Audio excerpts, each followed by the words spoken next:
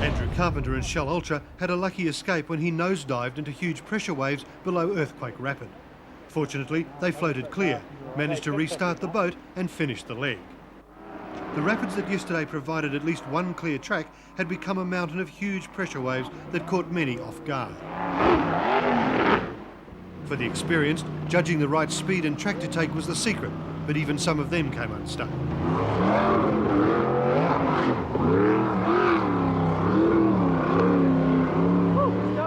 Others, perhaps less experienced, found the ride a wild, bone-jarring, back-breaking affair they'd prefer to forget.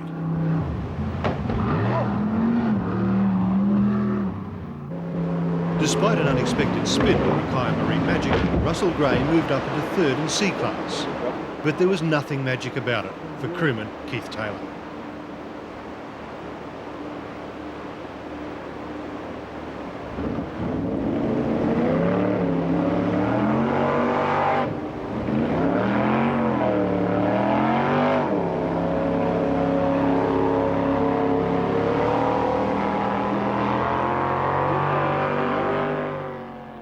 For Alistair McCracken, crewing for David Gutzel in Dangerous Rhythm, it was a dangerous rhythm he'll never forget.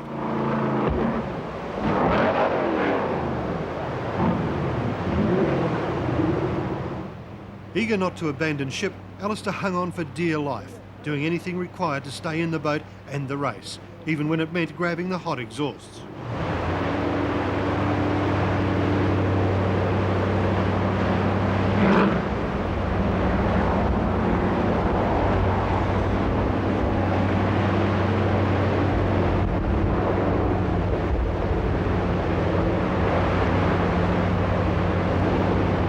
Everyone had taken a pounding and had been drenched on the Buller, but it was probably a blessing in disguise. It forced a serious re-evaluation of the situation, and organisers cancelled the afternoon leg on the Grey River, where water conditions were atrocious.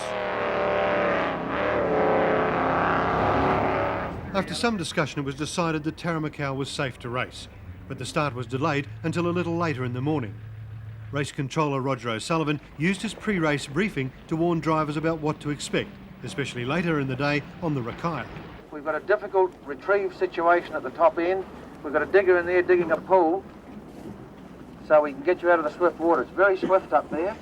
We'll have another reading on the Rakaia at 9:30, but at this stage it peaked last night at 1100 QMX. There's quite a bit of water. There won't be a shortage. It has dropped low enough so we can get under the Rakaia Road Bridge, and it is dropping rapidly. So by the time we get there, we'll have a race on our hands.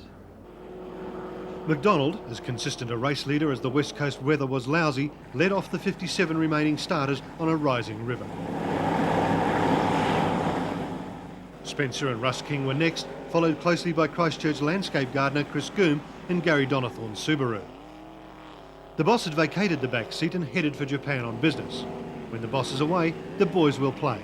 Unfortunately, in this instant, Chris lost his bearings, literally, landscaped the banks of the Taramacau and parked up high and dry. The big twin-turboed 454 had run an engine bearing and thrown a conrod out through the side of the block. All they could do was watch as the fleet raced past them into the murky hill country and wait for a tow back to the start. Further back, Paul Smith in the B-class Fulton Hogan had a personal vendetta to settle with friend and foe Dan Lysart in Riverlea Caterers. And they procured a little black mouse and they put on the back of their boat, and we procured a mouse trap and put it right beside it. The cat alludes to our engine, which is a V12 Jaguar, also called the Big Pussy from times to time, and that's really what the story is. So our cat is out to chase that rat, and we're going to get him today, all going well. Indeed, a couple of days later the cat pounced when rat Brian Clark deserted the sinking ship, taking out half the windscreen with him in an accident on the Waiau. The ride to the upper reaches of the Taramacau was spectacular, but for the lousy weather would have provided stunning views.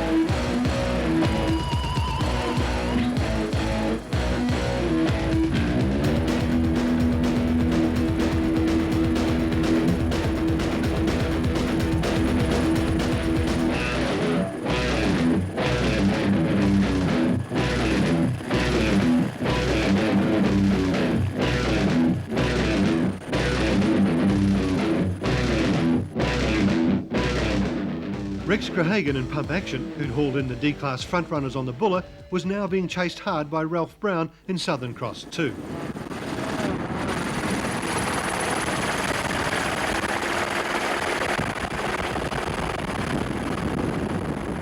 Phil Kisanowski was still having engine troubles. What he had thought was a broken crankshaft on the Buller was in fact only sheared off flywheel bolts. They'd been replaced and Redwood Hotel had been able to continue. Now they suspected fuel problems, and crewman Lewis Grant was desperately trying to adjust the fuel pressure on the 406 cubic inch Chev. Later at Jackson's Tavern, they discovered the electronic ignition had vibrated to bits. Still later, after launching at the Rakaya Gorge, Phil discovered the crankshaft, while not broken, was bent and vibrating. As frustrating as it was, he withdrew from the marathon, and his private race with brother-in-law John Watson was over.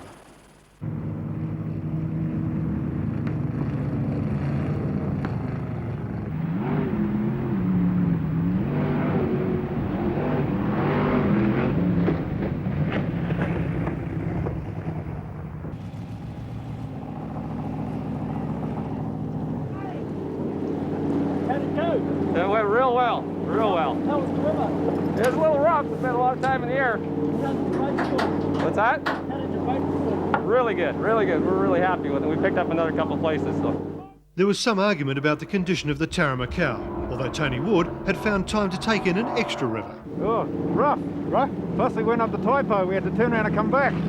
Wanaka's quiet achiever Bruce Eckroyd was continuing his run for the lead and finished the West Coast in third overall, behind Shell Hamilton and Sunset Shaker. Very well, yes. What was Good the run. river? River's very hard to read, but bumpy, Yeah. big pressure waves, but it's very good. The Rakaya's many twisting channels took their toll, with boats strewn from one side of the widespread river to the other. Not even veteran marathon racer Norm Baggery on his home river escaped, putting the huge A-Class Interag Waikato high and dry. But he wasn't on his own, as boats continued to follow each other down channels leading nowhere. Sunset Shaker's blemish-free run had also come to an end, high and dry on the gravel. In our minds, we were set up for a B-class win, but really when it got right down to it, so we're pushing Kenny. I wasn't paying attention to my navigator, and I was watching the rough stuff, and this is the boat will get out of control, and I was looking straight ahead and wasn't paying attention to side channels, the first shootout. The result saw him retrieved from the riverbed by trailer, incurring a penalty and ending any chance of even a class win. But as one B-class left the scene, another moved in. John Watson's local knowledge left him nowhere to go but upward as he piloted the Southern Stinger to a comfortable finish. Pretty tricky actually coming down there at about 80, 85 mile an hour. Yeah, it's hard to read. But we managed to get through all right. Yeah. Wouldn't be a lot of difference in the colour of the water for the colour of the stones, would there? Yeah, that's right. You can usually sort them out by feel though.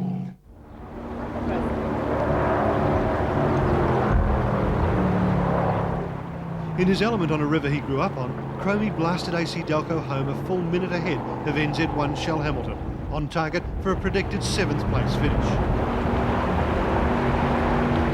Tauranga's Tony Ward and his rookie navigator Tony Peterson beat many of the locals to round off the top 4 placings for the day and grabbed 3rd spot overall, something to be proud of as crews chatted around the finish at the Rakaya Huts Lagoon. I saw the Kings. Did you? Yeah, they were in this little gut pushing. And then Eckroyd veered off and took the right hand side, and us and Watson went off to the left. And then we never saw him again. Eckroyd and Bay Corp Holdings was lucky to make it out, getting sidetracked into an irrigation channel, a move which forced him to retrace his path and lose valuable time.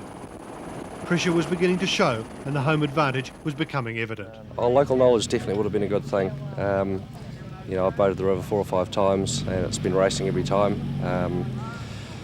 It was very hard to read. We took a wrong channel, we went down to the left channel, ended up in some kind of irrigation ditch or whatever it might have been, and we had trouble finding a place to turn around.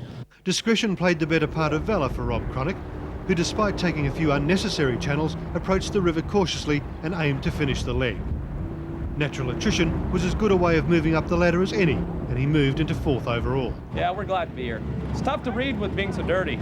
In fact, only one overall position didn't change hands on the Rakaya, that of outright first.